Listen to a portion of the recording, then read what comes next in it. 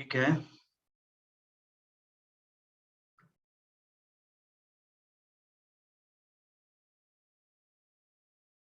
देखिए यहां तक पहुंच गए थे, तो इसको आप लिख सकते हैं 1 माइनस 1/2 और into 2 sine x cos x का होल स्क्वायर। सेम क्वेश्चन जो हमने ऊपर में सॉल्व किया था।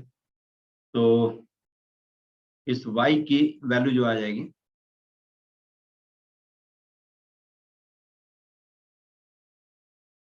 है ना, y की वैल्यू आ जाएगी ये 1 माइनस 1/2 साइन स्क्वायर 2x।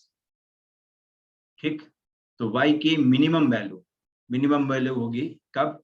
जब 1 में से मैक्सिमम सब्ट्रैक्ट करें, और फिर वही साइन स्क्वायर 2x है जिसकी मैक्सिमम वैल्यू होती है 1, तो मिनिमम वैल्यू हो गई हाफ और मैक्सिमम वैल्यू कितनी हो जाएगी 1। अब इसी पर आपको लॉग ऑपरेट कर देना है, तो ई बेस पर लॉग ऑपरेट कर दीजिए। Log half to the base E is greater than और equal to log y to the base E is less than और equal to log 1 to the base E. ठीक, यही आपका log y to the base e is fx, इसी को हमने fx कहा था। fx इज ग्रेटर देन और इक्वल टू माइनस 2 रेज पर -1 लिख सकते हैं इसको, और log 2 to the base e को ln2 लिख सकते हैं, और ये 0। तो रेंज ऑफ फंक्शन यहाँ रेंज इज -log2 to 0।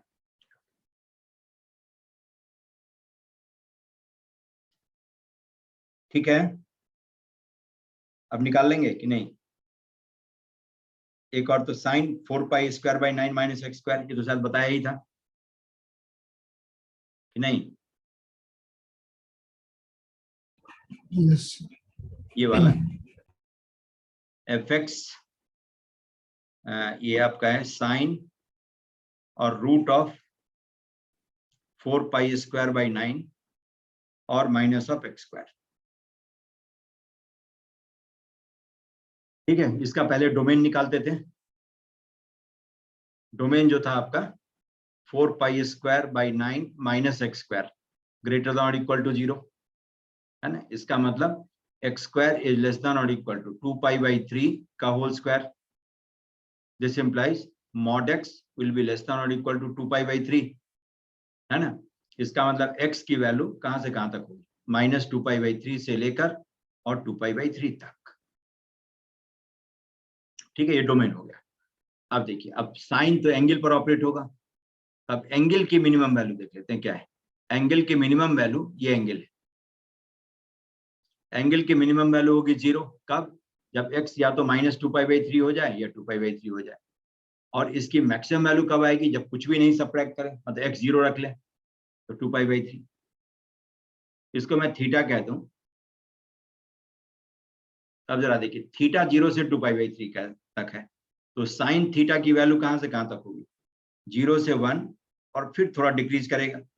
π/2 पर साइन की मैक्सिमम वैल्यू होगी, और 2π/3 पर आकर के थोड़ा कम वैल्यू। तो π/2 पर sine is at its maximum 1। ठीक है, ये आपका साइन एक्स है, this y is sine x, और ये x इसका ग्राफ है। तो देखिए 0 से लेकर 2π/3 के बीच में साइन थीटा की वैल्यू कहां से कहां तक होगी? 0 to 1। यानी कि अब लोअर लिमिट पर मिनिमम वैल्यू और अपर लिमिट पर मैक्सिमम वैल्यू, हो सकता है बीच में ही मैक्सिमम ले लिया हो। इसीलिए fx की मिनिमम वैल्यू है 0 और मैक्सिमम वैल्यू है 1, यही रेंज कहलाएगा। तो रेंज इज 0 to 1। अब समझ गए साइन थीटा कॉस थीटा वाले? हो जाएगा ऐसा? Yes sir.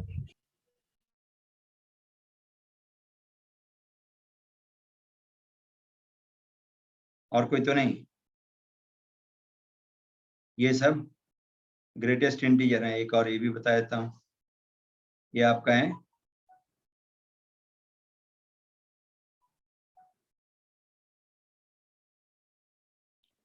एक और है आपका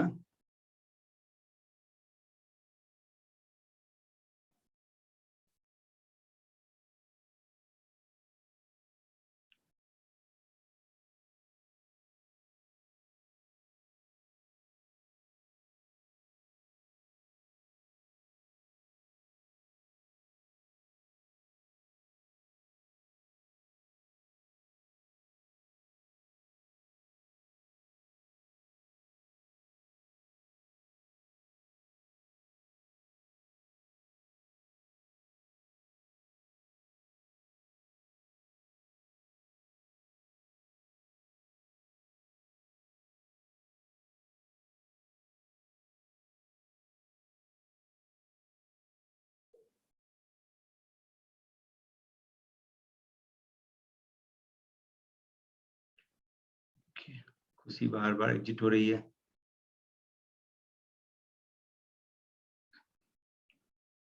ठीक है, तो देखिए ये आ गया आपका।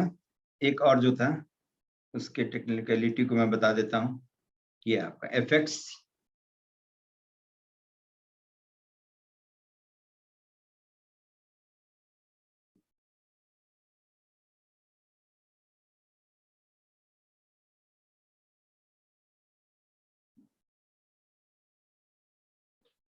आपका है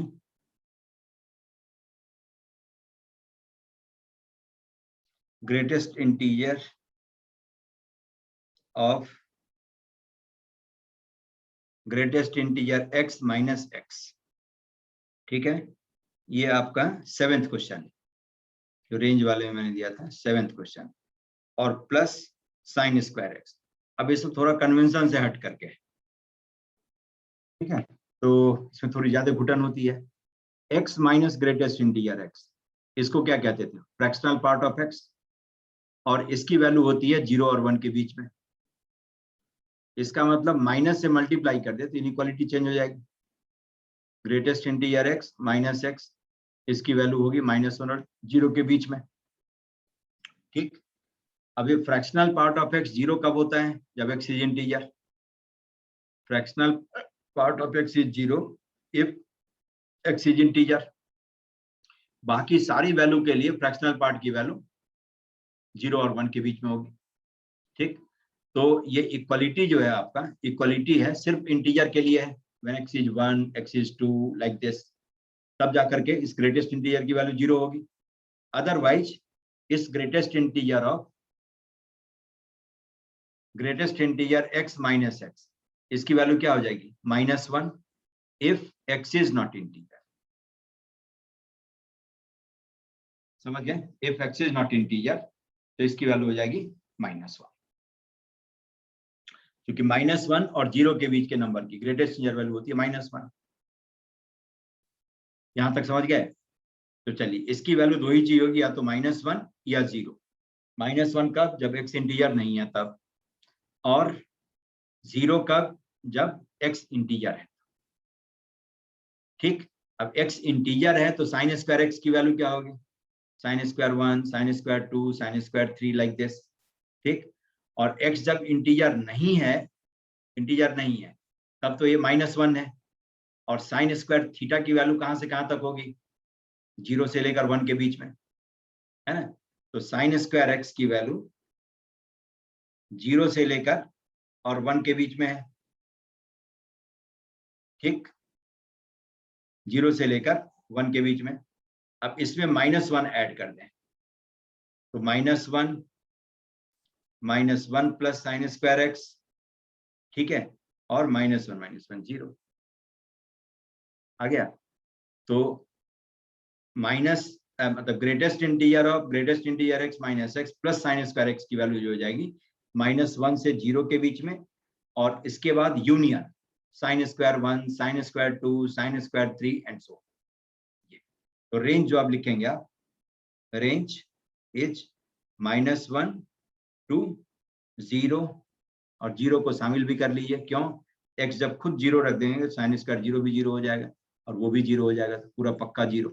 -1 से लेकर 0 क्लोज, साइन स्क्वायर 0 को शामिल करने के लिए, ठीक है, वो 0 हो जाएगा तो ये क्लोज हो जाएगा। ठीक, x इक्वल टू 0 पर, at x equal to 0 f0 is 0, इसलिए 0 को शामिल कर लिया। Union sine square n where n is natural number। ठीक है, क्योंकि इंटीजर नेगेटिव इंटीजर भी होगा तो भी चलेगा। Sine square -1 is sine square 1, तो n इज नेचुरल नंबर। ये इसकी रेंज होगी। ये थोड़ा अलग तरह का है।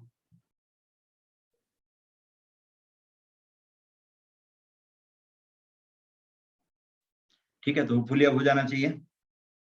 और कोई बताइए इसमें से, और कोई जो नहीं हुआ हो? ऐसे पूरा लॉट में ग्रुप में ही भेज देता हूँ, देख के बताइए।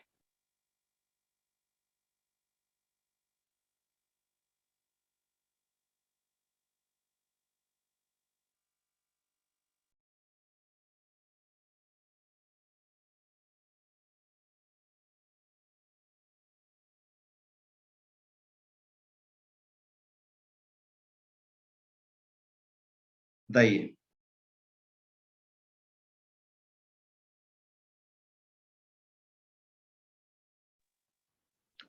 और कोई है कि नहीं? यस कि नो बताइए।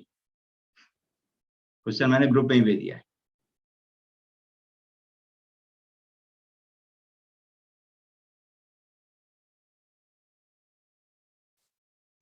ठीक है, तो चलिए अब उसको देख करके फिर आप सॉल्व करके बताइए। ठीक है, लास्ट क्लास में कहां तक हुआ था? इनवर्स ट्रिमेट्रिक फंक्शन में tan इनवर्स तक हमने किया था, है ना। साइन इनवर्स, कॉस इनवर्स बता दिया था, tan इनवर्स। चलिए आज उसको थोड़ा सा कैरी करवा देता हूं कि F x tan inverse x है ना। तो tan इनवर्स एक्स को थीटा ले लें, इसका मतलब क्या है? X is tan theta. तो अब फिर वही डेफिनेशन होगा कि theta is least possible angle in magnitude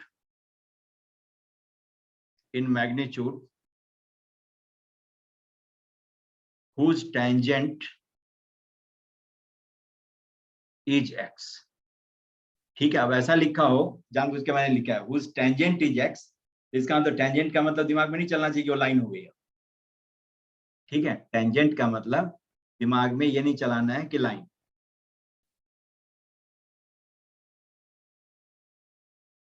ठीक है, टेंजेंट का मतलब ये लाइन नहीं।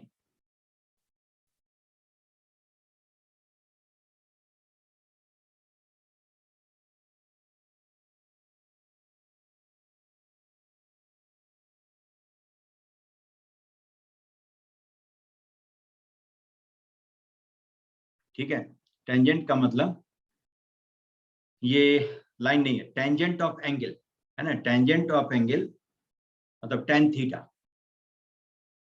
tan शॉर्ट फॉर्म है टेंजेंट का। टेंजेंट tan थीटा को कहते हैं tangent of theta.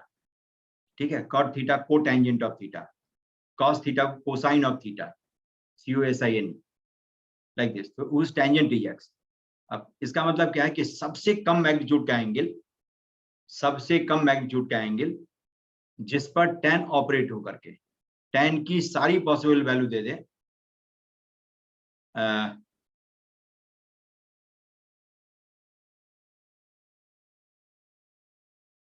Greatest integer x0।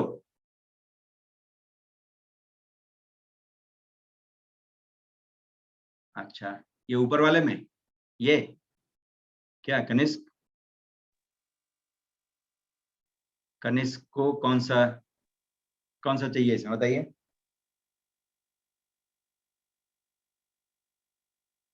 Kanishka mute है लग रहा है। सर फ्रैक्शनल पार्ट में जो fx को x इक्वल्स टू 0 लिया है ना सर, वो वाला। x इक्वल टू 0, देखिए x इक्वल टू 0 मैं डाल दूं तो ग्रेटेस्ट इंटीजर ऑफ 0 0, x 0 है, 0 माइनस 0 इज 0, ग्रेटेस्ट इंटीजर 0 0, ये 0 हो गया। और साइन 0 की वैल्यू 0 होती है, तो इसलिए f0 इज 0। फ्रैक्शनल पार्ट 0, जैसे इंटीजर में कोई फ्रैक्शन नहीं होता है ना। जैसे 2 माइनस ग्रेटेस्ट इंटीजर 2, इसकी वैल्यू क्या हो जाएगी? 2 माइनस 2 तो 0, है ना। तो हर इंटीजर के साथ में यही होगा, इंटीजर में कोई फ्रैक्शन नहीं होता है, तो इसीलिए फ्रैक्शनल पार्ट की वैल्यू इंटीजर के केस में 0 हो जाएगी। ओके सर, ठीक है, ठीक है। अब देखिए इसमें जो आपका है ये tan थीटा माइनस π/2 से π/2 के बीच में अपनी सारी पॉसिबल वैल्यूज को दे देता है, जितनी पॉसिबल वैल्यूज की होती है। अब मैं tan का ग्राफ प्लॉट कर लेता हूं।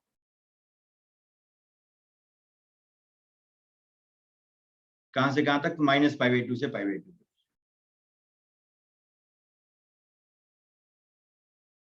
यही tan अपना है। अब क्या करेंगे? y equal to x line draw करिए, है ना, y equal to x line. इसमें इसका मिरर इमेज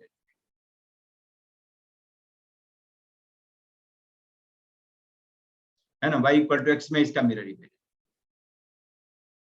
तो मिरर इमेज ये कुछ इस तरह का आ जाएगा, ये होगा। ये है। इसको देखें तो ये π/2 पर डिसकंटिन्यूअस था, ये -π/2 पर डिसकंटिन्यूअस है। ये आपका y है, ये x है ना। तो tan ये y = tan x, और ये ग्राफ जो है आपका y = tan इनवर्स x का है, जो y = x में मिरर इमेज लेने के बाद आया। तो देखिए इसको एस्टिमेट कैसे करते हैं, as x approaches π/2 from left side, π/2 minus का मतलब left side, just less than π/2, y will approach infinity. अब इसका करिस्पॉन्डिंग पॉइंट जो इनवर्स फंक्शन पर होगा, उसके लिए क्या करेंगे, x और y को इंटरचेंज कर लेंगे। ये y π/2 ले लीजिए, as x approaches infinity y will approach π/2 from lower side, y just less than π/2। इसका मतलब ये होगा इधर में नीचे में ये लाइन जो हो जाएगी, जिसको ये टच करने की कोशिश करेगा, ऐसे लाइन को एसिम्प्टोटिक लाइन कहते हैं। ये y = -π/2 है। अब देखिए इधर में देखें तो एज x अप्रोचेज -π/2 प्लस, मतलब -π/2 के just right side y will approach -∞। तो इसका करिस्पॉन्डिंग पॉइंट क्या हो जाएगा, as x approaches -∞, y approaches -π/2 plus, ठीक है, y अप्रोचेज -π/2 प्लस, ठीक है। तो ये हो गया आपका ग्राफ। ये वाली लाइन, ये वाला कर्व जो है, ये इनवर्स फंक्शन का है, ये आपका इनवर्स फंक्शन का ग्राफ, ये इनवर्स फंक्शन का ग्राफ है। अब जरा बताइए कि इसका डोमेन पूछे तो क्या लिखेंगे, ऑल रियल नंबर, पूरे रियल नंबर भी फैला हुआ है, -∞ to ∞। रेंज पूछे कहां से कहां, हाँ, -π/2 to π/2 with both end open, क्योंकि -π/2 और π/2 के बीच में ही पूरा ग्राफ है। y के वैल्यू की लिमिट जिसके बीच में ग्राफ प्लॉट हुआ हो उसे कहते हैं रेंज ऑफ फंक्शन, ठीक। अब 3 सवाल मैंने दिए थे इसमें, है ना, 3 सवाल था, उन तीनों का जवाब आपको ढूंढना था। बताइए, जैसे tan inverse x = tan x, इसका कितना सॉल्यूशन होगा, tan inverse x = tan x, tan inverse x = x, इसका, और तीसरा tan x = x। ये 3 वैरायटी का इक्वेशन लिखते थे, इसका कितना कितना सॉल्यूशन होगा बताइए। एक तीनों का 1 होगा सर, है, एक होगा, तीनों का एक होगा। देखिए, यस सर, ओरिजिन है ना, ओरिजिन। देखिए अब इसी दिन का इंतजार था कि अब एक बार और मैं बताता हूँ इनवर्स फंक्शन के बारे में, जो मैंने बताया था लास्ट में, बताया था इनवर्स डिफाइन करके कि फंक्शन एंड इट्स इनवर्स, बहुत जोर देर करके बताया था। If they are intersecting they will intersect on the line y = x, लेकिन फंक्शन का एक हिस्सा दूसरे के इनवर्स से कहीं भी मिल सकता है, जो हमने fx = 1/x में देखा था कि ऊपर वाले का इनवर्स नीचे है, जो उसके मिरर इमेज से आता है, लेकिन नीचे ऑलरेडी फंक्शन का ही उस हिस्सा था, उसी पर वो इनवर्स भी ओवरलैप कर गया। तो उस फंक्शन की गलती तो नहीं है, या इनवर्स के डेफिनेशन की गलती नहीं है कि ऊपर वाले पोर्शन का इनवर्स नीचे वाले पोर्शन से y = x के बाहर भी मिलता है, तो मिलता है, तो कोई आपत्ति नहीं है, ठीक है।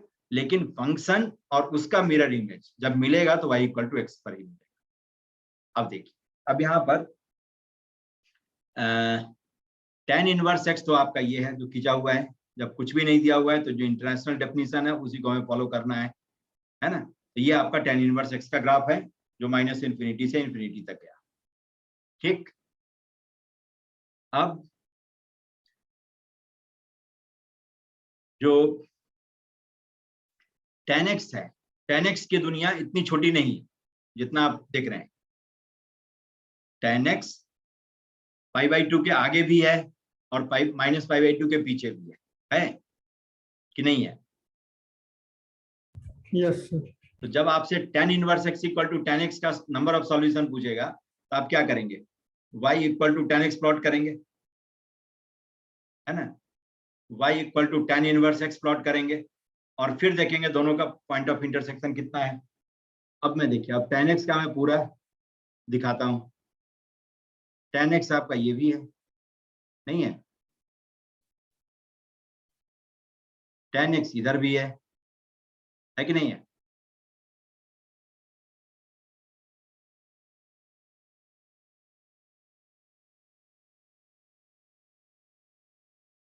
ठीक है, tan x की दुनिया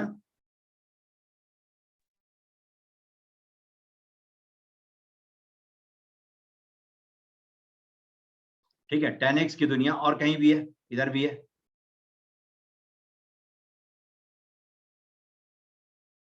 समझ गए? तो अब जरा देखिए, अब ये tan x का इसके tan इनवर्स के साथ में ये सब पॉइंट ऑफ इंटरसेक्शन है कि नहीं है?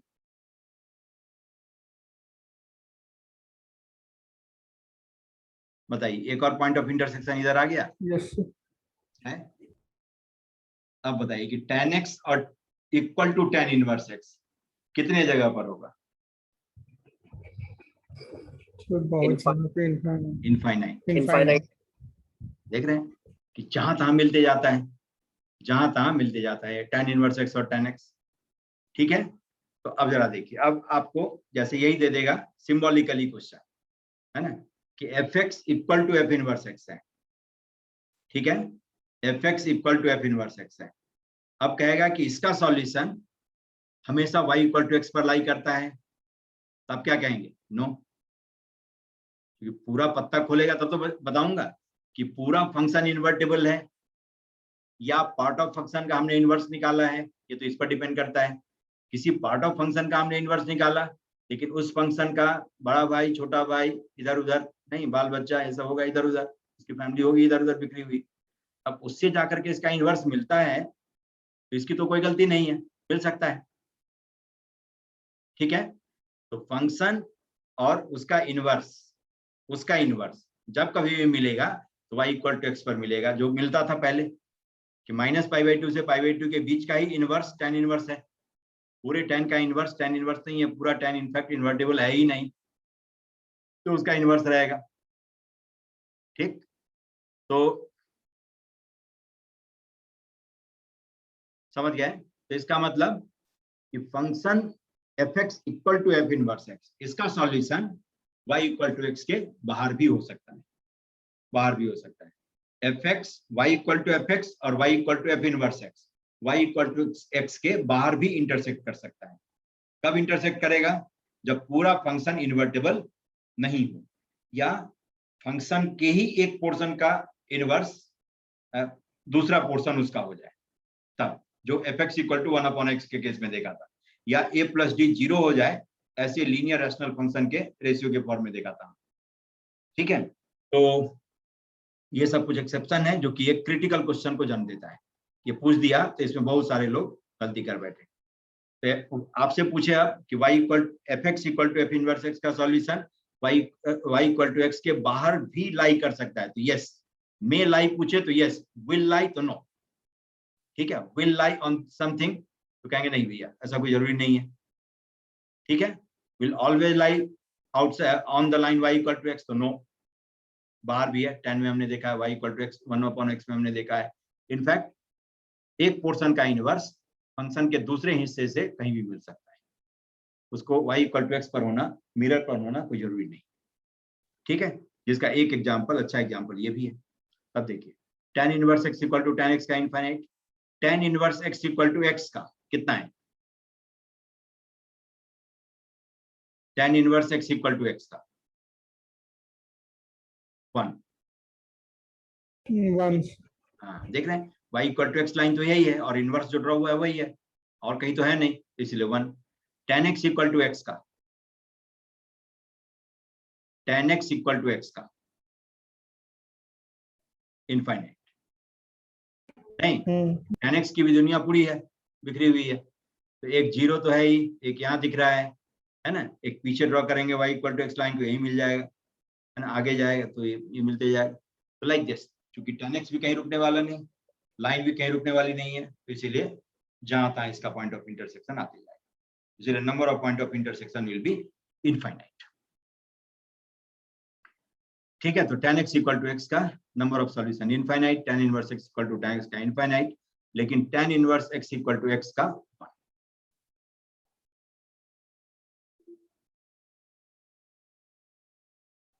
ठीक है, अब आइए दूसरा इनवर्स देखिए, fx इक्वल टू जैसे सेक इनवर्स या cosec inverse, sec inverse x।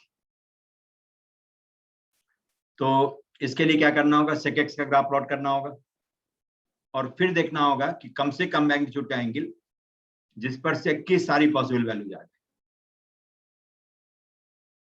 तो देखिए, सेक को प्लॉट करने के लिए क्या करना होगा, कॉस को प्लॉट कर दीजिए और उसको उल्टा कर दीजिए, सेक आ जाएगा अपने आप।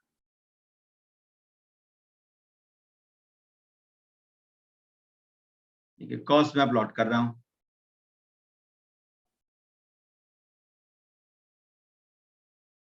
ये आपका कॉस है। तो जहां जहां पर कॉस 0 वहां पर सेक नॉट डिफाइंड। यहां पर जहां 0 है कॉस, वहां पर एक लाइन ऑफ डिसकंटिन्यूटी मैं ड्रॉ कर देता हूं। ठीक है, ये आ गया। अब देखिए, कॉस से सेक प्लॉट करना हो तो sec theta is 1 upon cos theta. Cos theta की वैल्यू 1 से कम है तो इसलिए सेक थीटा की वैल्यू 1 से ज्यादा, और जब कॉस थीटा 1 तो सेक थीटा भी 1।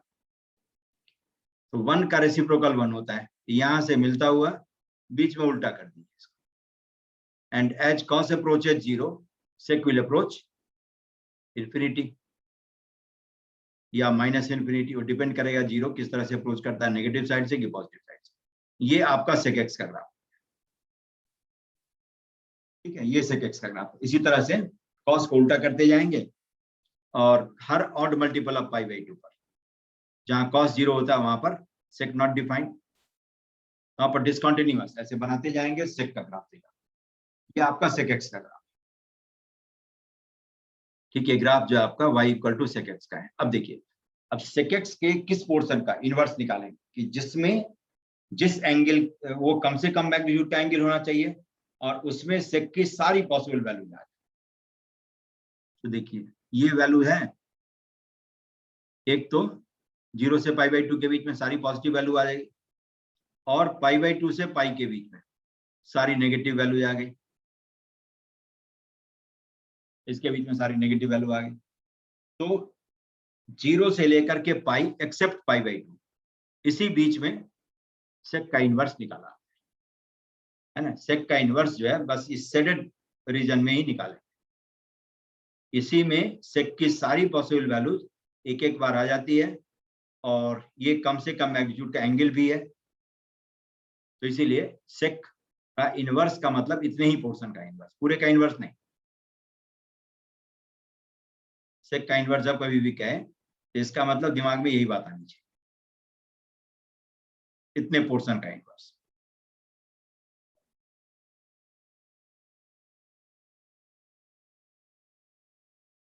ठीक है, ये हो गया आपका।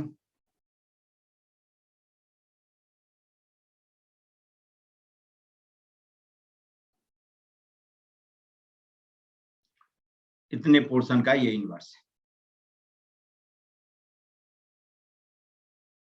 समझ गए। ये हो गया पाई पर -1, ये हो गया 0 पर 1 और ये आपका पाई बाई 2 है जिस पर डिसकंटिन्यूअस।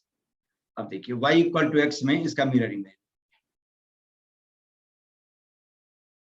ये आपका है y इक्वल टू x, जिसमें इसका मिरर इमेज लेना है 0,1 का 1,0।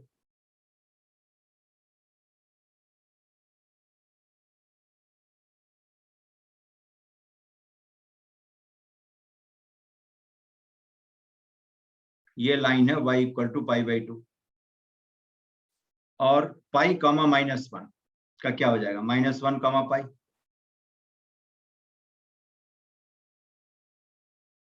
ठीक है, इसी को एक्सटेंड कर देते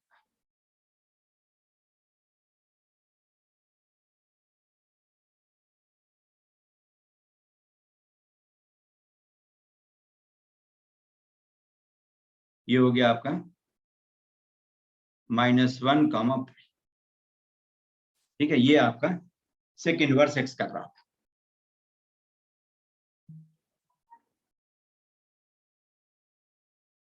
ठीक है, अब जरा बताइए किसका डोमेन क्या है? Domain of sec inverse x, x के लिमिट जिसके बीच में ग्राफ प्लॉट हुआ, -∞ to -1 यूनियन 1 to ∞, ये हो गया डोमेन। क्योंकि 0,1 के करिस्पॉन्डिंग पॉइंट 1,0 है, तो -∞ से -1 और 1 to ∞, डोमेन हो गया। रेंज,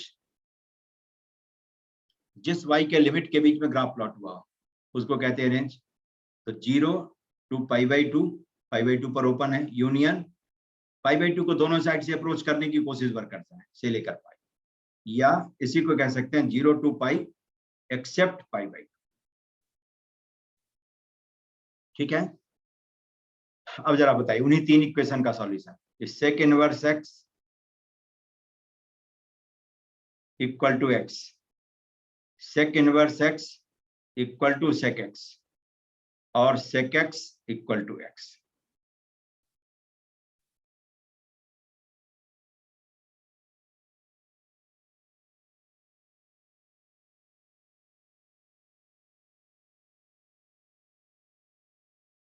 ठीक है, इसका नंबर ऑफ सॉल्यूशन बताइए।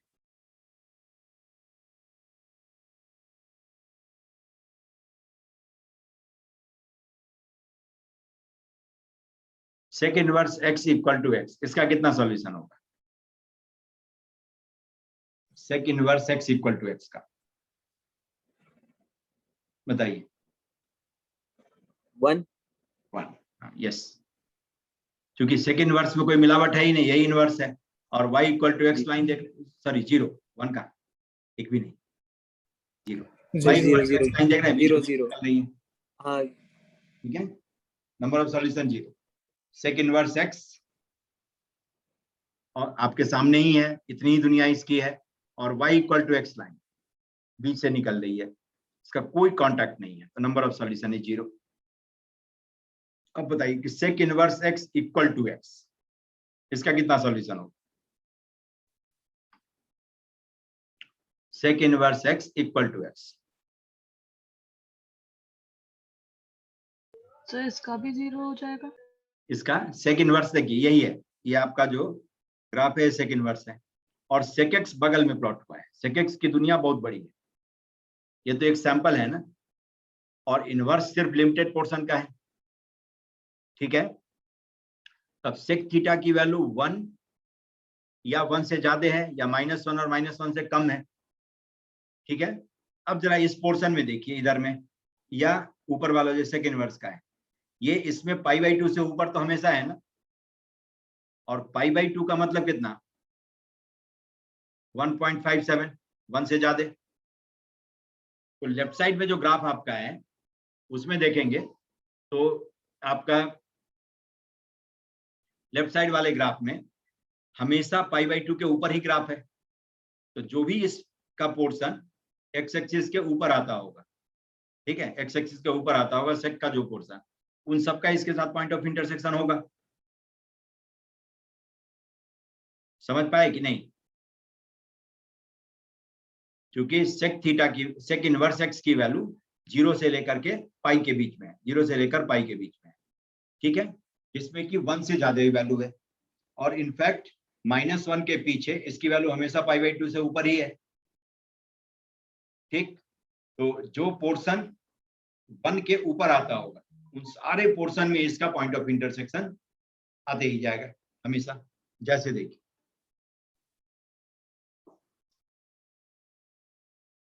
है ना, इस पर मैं ड्रॉ कर देता हूं।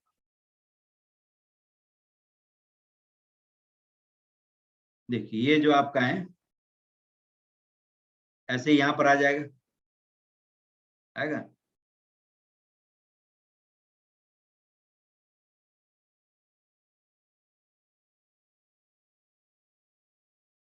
ये ऐसे करके ये आ गया इनवर्स फंक्शन जो प्लॉट करते हैं, ये आपको 1,0 से ये ऐसे करके आता है ना, इधर में -1 कॉमा पाई, -1 कॉमा पाई, ये इधर से ये ऐसे करके ड्रॉप होते हुए आएगा और π/2 के ऊपर ही रहेगा। ठीक, तो इधर वाले पोर्शन में भी ये दुनिया बहुत बड़ी है, इसकी आगे बढ़ते जाएगा। तो देखिए यहीं पर 2 इंटरसेक्ट कर दिया, फिर ऐसे ही एक गैप छोड़ करके दूसरे में आएगा, उसमें भी इंटरसेक्ट करेगा। ऐसे ही पीछे में इसके जस्ट पहले ये नीचे होगा SI कप, इन्वर्टेड कप, फिर उसके बाद में ऊपर आ जाएगा, ऊपर आएगा ऐसे करके, तो ये इसको कट करते हुए जाएगा। ठीक है, ये पॉइंट ऑफ इंटरसेक्शन आ गया। तो इस तरह से इसका इनफाइनाइट पॉइंट ऑफ इंटरसेक्शन आ गया। ठीक है, tan inverse x equal, sorry sec inverse x equal to sec x का इनफाइनाइट पॉइंट ऑफ इंटरसेक्शन। और यही हालत होगी sec x equal to x का, है ना, y equal to x line भी sec x के ग्राफ को कट करती हुई जाएगी जहां था, क्योंकि y इक्वल टू x अब यहां से प्लॉट करेंगे, यहां से प्लॉट करेंगे तो ये लाइन ये कट की ऐसे ही नीचे जाएगी, तो ये लाइन कट करती हुई जाएगी, इसलिए number of point of intersection will be infinite. ठीक है, तो जब